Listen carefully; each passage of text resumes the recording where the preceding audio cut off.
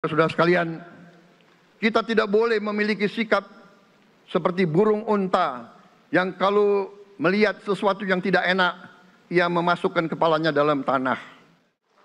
Kita merasa bangga bahwa kita diterima di kalangan G20. Kita merasa bangga bahwa kita disebut ekonomi ke-16 terbesar di dunia. Tapi, apakah kita sungguh-sungguh faham? Apa kita sungguh-sungguh melihat gambaran yang utuh dari keadaan kita? Apakah kita sadar bahwa kemiskinan di Indonesia masih terlalu besar? Himpun, marilah kita bersatu untuk mencari solusi-solusi. Terlalu banyak kebocoran, penyelewengan, korupsi di negara kita. Ini adalah yang membahayakan masa depan kita dan masa depan anak-anak kita dan cucu-cucu kita.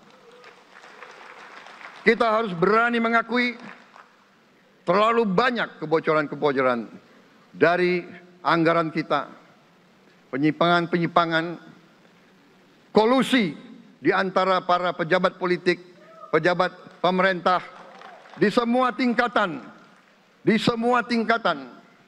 dengan pengusaha-pengusaha yang nakal, pengusaha-pengusaha yang tidak patriotik. Janganlah kita takut untuk melihat realita ini. Kita masih melihat sebagian saudara-saudara kita yang belum menikmati hasil kemerdekaan.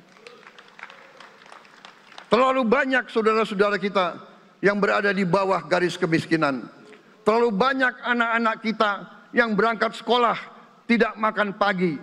Terlalu banyak anak-anak kita yang tidak punya pakaian untuk berangkat sekolah. Saudara-saudara sekalian. Yo, buat teman-teman semuanya gitu loh, saya pengen ngajak teman-teman semuanya untuk mendengarkan pidato pertama dari Presiden RI ya. Bukan saya berpindah haluan, saya nggak berpindah haluan, saya tetap konsisten dengan pinjol gitu loh. Karena di sini Bapak Presiden itu selalu menyampaikan yang terbaru itu adalah kepentingan rakyat adalah nomor satu. Kepentingan rakyat adalah di atas segalanya. Jadi apapun ceritanya kita bekerja ini untuk rakyat dan segala macam gitu loh. Jadi cukup mengharukan gitu loh. Saya sendiri sangat terharu dan saya pengen cepat-cepat melihat kinerja nyata dari presiden kita yang baru.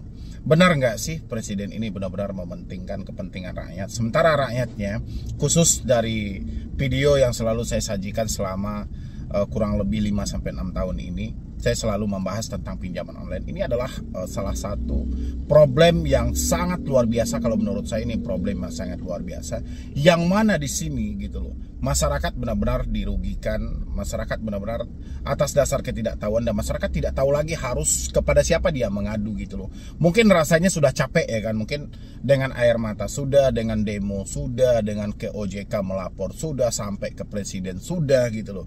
Tapi alhasil juga belum ada hasil yang memuaskan. Bahkan sampai ada perwakilan 19 orang masyarakat yang mencoba menggugat dari presiden, wakil presiden, ketua DPR RI, Kominfo, dan OJK juga. Alhasil setengah dari gugatan mereka pun dikabulkan. Tapi kita belum juga melihat tindakan-tindakan nyata dari yang dilakukan oleh pemerintah sampai detik ini, terutama tentang pinjaman online. Jadi mengingat pidato pertama dari presiden baru kita, Bapak Prabowo Subianto ya, saya berharap kerja nyata ini benar-benar terbentuk, karena saya melihat itu hampir mirip waktu di era Bapak Soeharto ya kan, yang mana memang sih luar biasa ya mereka ya. Tapi Bapak Soeharto itu seburuk-buruknya track record dia, tapi dia selalu mementingkan rakyat itu benar-benar di atas segalanya gitu. Jadi rakyatnya pun makmur gitu. Jadi perputaran uangnya sangat luar biasa dan uang pun ada harganya. Kalau sekarang uang 100.000 itu tidak ada harganya. Jadi saya pengen ngajak dulu teman-teman semuanya untuk menonton video ini ya, pidato pertama dari Bapak Presiden, yang mana ini beliau menyampaikan sangat berapi-api, sangat membara sekali, sangat semangat sekali ya kan. Karena perjuangan beliau itu untuk menjadi seorang presiden itu bukan kaleng-kaleng loh. Mungkin Anda sudah tahu sendiri ya kan. Tapi ya kita kasih kesempatan untuk Bapak Prabowo, mudah-mudahan menjadikan Indonesia yang lebih baik dengan terbentuknya kabinet-kabinet dan menteri-menteri yang dinamakan dengan Menteri Merah Putih. Ya, saya pengen lihat dulu teman-teman semuanya mendengar ini, dan silahkan memberikan masukan. Mudah-mudahan ke depannya segi pinjol pun akan dilirik dan pinjol pun akan ditertibkan lebih tertib lagi, dan saya yakin pun pemilik pinjol saat ini mungkin sedang resah juga dan sedang berusaha untuk melakukan lobby sana lobby sini bagaimana pinjol ini tetap aman berada di Indonesia, terutama pinjol-pinjol legal yang selalu meresahkan dan menghancurkan UMKM. Ya, silakan. Negara-negara sahabat. On behalf of the people of Indonesia, I would like to thank you for your distinguished presence. You honor us by coming all the way in the midst of your very busy schedule to grace us with your presence in our moment of constitutional sovereignty. Saudara-saudara sekalian, beberapa saat yang lalu di hadapan majelis yang terhormat ini, di hadapan seluruh rakyat Indonesia, dan yang terpenting di hadapan Tuhan Yang Maha Kuasa, Allah Subhanahu wa Ta'ala, saya, Prabowo Subianto, dan saudara Gibran Rakabuming Raka telah mengucapkan sumpah untuk mempertahankan Undang-Undang Dasar kita, untuk menjalankan semua undang-undang dan peraturan yang berlaku, untuk berbakti kepada negara dan bangsa. Sumpah tersebut akan kami jalankan dengan sebaik-baiknya,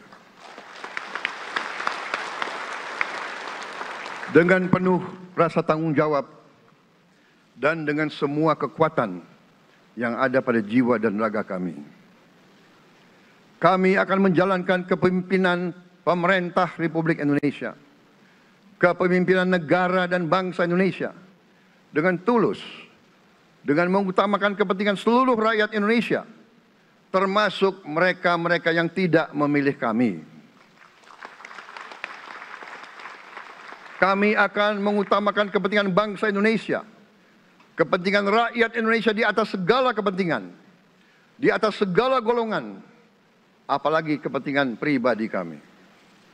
Saudara-saudara sekalian, tantangan, rintangan, hambatan, dan ancaman yang dihadapi oleh bangsa Indonesia di tengah dinamika dan pergolatan dunia tidak ringan. Saudara-saudara sekalian, kita faham, kita mengerti bahwa karunia yang diberikan oleh Yang Maha Kuasa kepada kita sungguh sangat besar dan sungguh sangat beragam. Kita memiliki luas wilayah daratan dan lautan yang sangat besar. Kita memiliki kekayaan alam yang sangat besar. Kita mengerti bahwa sumber alam ini terdiri dari sumber-sumber alam yang sangat penting untuk kehidupan manusia di abad ke-21 dan seterusnya. Namun, di tengah segala karunia tersebut, di tengah segala kelebihan yang kita miliki, yang memang membuat kita harus menghadapi masa depan dengan optimis, tetapi kita pun harus berani untuk melihat hambatan, tantangan, rintangan, ancaman, dan kesulitan yang ada di hadapan kita. Saya selalu mengajak saudara-saudaraku sebangsa dan setanah air untuk menjadi bangsa yang berani, bangsa yang tidak takut tantangan, bangsa yang tidak takut rintangan, bangsa yang tidak takut ancaman. Saudara-saudara sekalian,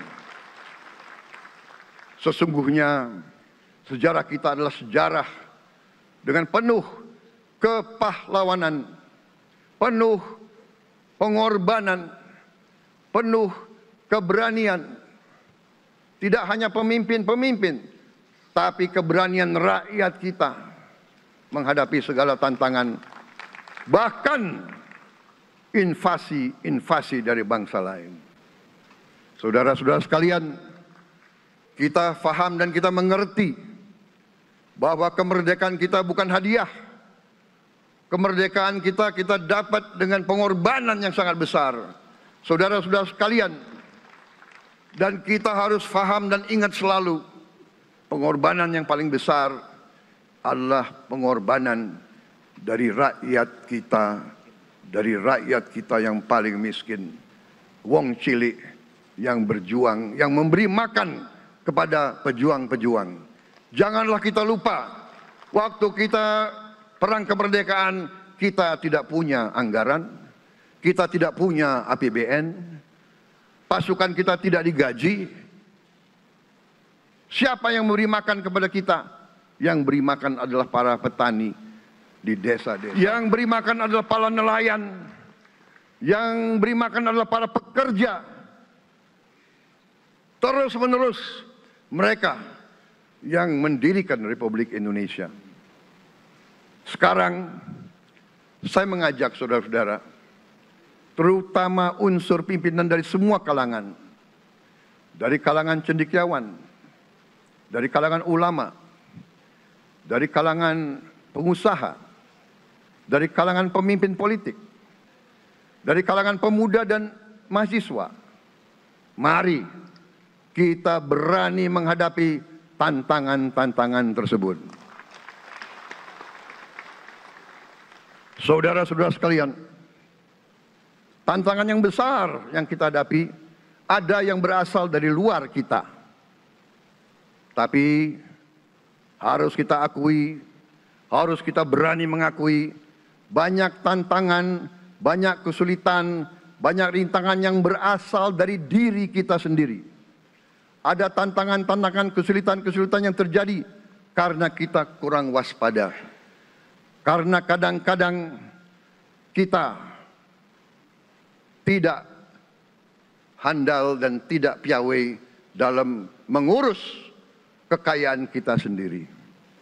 Saudara-saudara sekalian, marilah kita berani mawas diri. Marilah kita berani menatap wajah kita sendiri. Dan mari kita berani memperbaiki diri kita sendiri. Marilah kita berani mengoreksi diri kita sendiri. Saudara-saudara sekalian, kita harus menghadapi kenyataan bahwa masih terlalu banyak kebocoran, penyelewengan, korupsi di negara kita. Ini adalah yang membahayakan masa depan kita dan masa depan anak-anak kita dan cucu-cucu kita. Kita harus berani mengakui terlalu banyak kebocoran-kebocoran dari anggaran kita, penyimpangan-penyimpangan, kolusi di antara para pejabat politik, pejabat pemerintah di semua tingkatan, dengan pengusaha-pengusaha yang nakal, pengusaha-pengusaha yang tidak patriotik. Janganlah kita takut untuk melihat realita ini. Kita masih melihat sebagian saudara-saudara kita yang belum menikmati hasil kemerdekaan.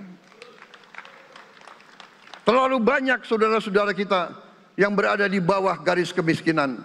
Terlalu banyak anak-anak kita yang berangkat sekolah tidak makan pagi. Terlalu banyak anak-anak kita yang tidak punya pakaian untuk berangkat sekolah. Saudara-saudara sekalian, kita sebagai pemimpin politik, jangan kita terlalu senang melihat angka-angka statistik yang membuat kita terlalu cepat gembira, terlalu cepat puas, padahal kita belum melihat gambaran sepenuhnya. Kita merasa bangga bahwa kita diterima di kalangan G20. Kita merasa bangga bahwa kita disebut ekonomi ke-16 terbesar di dunia. Tapi apakah kita sungguh-sungguh paham? Apa kita sungguh-sungguh melihat gambaran yang utuh dari keadaan kita? Apakah kita sadar bahwa kemiskinan di Indonesia masih terlalu besar? Apakah kita sadar bahwa rakyat kita dan anak-anak kita banyak yang kurang gizi? Banyak rakyat kita yang tidak dapat pekerjaan yang baik.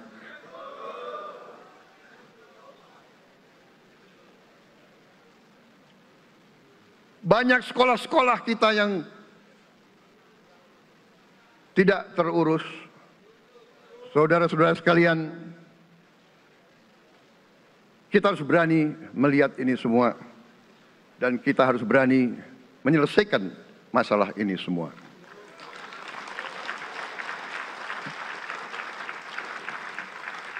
Saudara-saudara sekalian, saya mengajak kita semua, marilah kita berani melihat kenyataan.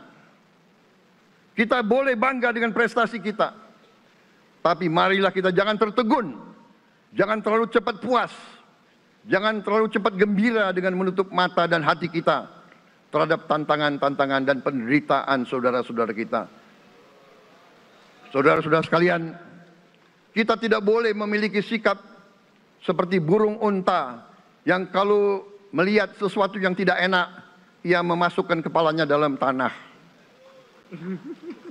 Mari kita menatap ancaman dan bahaya dengan gagah. Marilah kita menghadapi kesulitan dengan berani. Saudara-saudara sekalian, marilah kita berhimpun. Marilah kita bersatu untuk mencari solusi-solusi, mencari jalan keluar dari ancaman dan bahaya tersebut. Saudara-saudara sekalian, saya telah mencanangkan bahwa Indonesia harus segera swasembada pangan dalam waktu yang sesingkat-singkatnya. Kita tidak boleh tergantung sumber makanan dari luar. Dalam krisis, dalam keadaan genting, tidak ada yang akan mengizinkan barang-barang mereka untuk kita beli. Karena itu, tidak ada jalan lain. Dalam waktu yang sesingkat-singkatnya, kita harus mencapai ketahanan pangan. Kita harus mampu memproduksi dan memenuhi kebutuhan pangan seluruh rakyat Indonesia. Saya sudah mempelajari bersama pakar-pakar yang membantu saya. Saya yakin paling lambat 4-5 tahun kita akan swasembada pangan. Bahkan kita siap menjadi lumbung pangan dunia.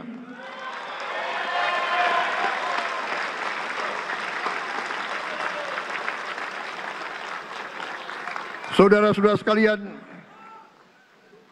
kita juga harus swasembada energi. Dalam keadaan ketegangan, dalam keadaan kemungkinan terjadi perang di mana-mana, kita harus siap dengan kemungkinan yang paling jelek. Negara-negara lain harus memikirkan kepentingan mereka sendiri.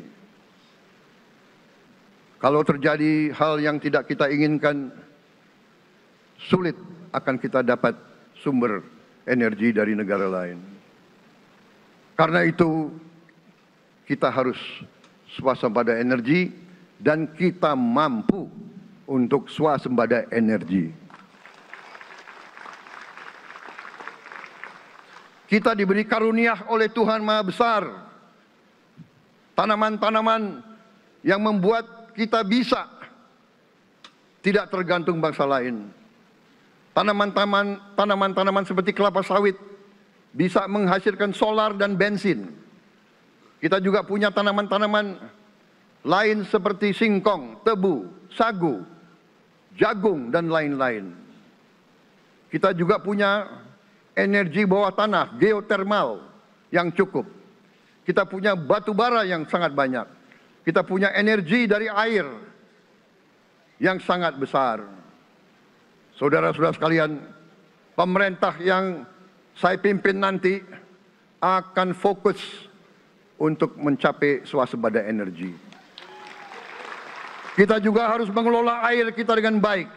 Alhamdulillah kita punya sumber air yang cukup dan kita sudah punya teknologi menghasilkan air yang murah dan yang bisa memenuhi kebutuhan kita.